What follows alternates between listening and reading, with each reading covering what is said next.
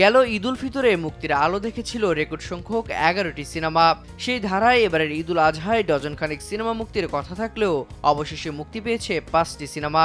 এর মধ্যে রয়েছে তুফান, ময়ূরাক্ষী, আগন্তুক, ডার্ক ওয়ার্ল্ড ও রিভেঞ্জ। তুমি কোন শহরের মাইয়া গো লাগে।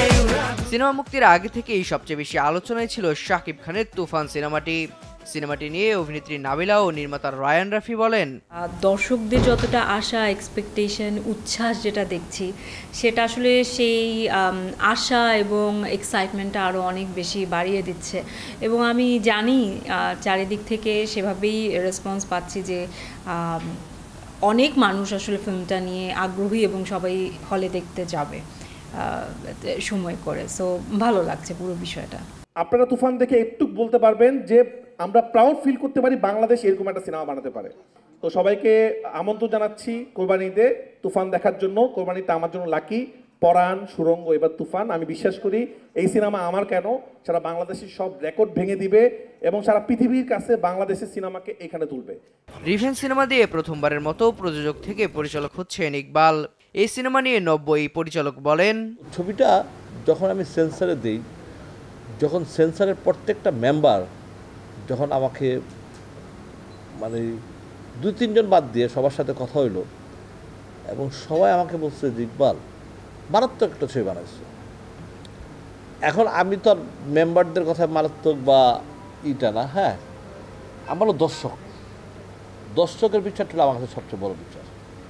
দর্শক যদি বিচার করে বলে যে ভালো, সেটাই আমি ভালো বলব। অন্যদিকে ঈদের আরেক আলোচিত সিনেমা ময়ূরাক্ষী।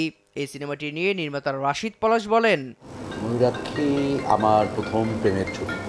এর আগে আমি যত জরুরি ছবি বানিয়েছি, এটা একটা ভিন্ন ধরনের ছবি। ময়ূরাক্ষীতে প্রথমবার আমি প্রেমের গল্প বলব, যদিও এটা একটা সত্য ঘটনা অবলম্বনে আমরা একটা ব্যাপার দেখতে পাই।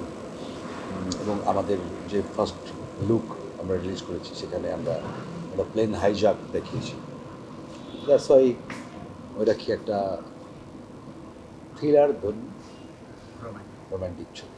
এদিকে হল বুকিং এর দিক থেকে 1 নম্বরে আছে রায়হান রাফির তুফান সিনেমাটি। এটি হল পেয়েছে 120টির মতো। এর মধ্যে 105টি সিঙ্গেল স্ক্রিন ও বাকিগুলো মাল্টিপ্লেক্স। ডার্ক ওয়ার্ল্ড সিনেমাটি 12টি একক প্রেক্ষাগৃহে মুক্তি পেয়েছে। 5টি হল পেয়েছে ইকবাল পরিচালিত রিভেঞ্জ। আগন্তুক পেয়েছে 9টি মাল্টিপ্লেক্স। এদিকে ময়ূরাক্ষী কোনো একক হল পায়নি। এবার যখন কমেছে সিনেমার সংখ্যা, সেই সঙ্গে কমেছে হলের সংখ্যাও। গতবার যেখানে নিয়মিত ও অনিয়মিত মিলে হল ছিল 162টি, সেখানে এবার হলের সংখ্যা দাঁড়িয়েছে 150টি। দেবরায় দীপ্ত, দেশ টিভি।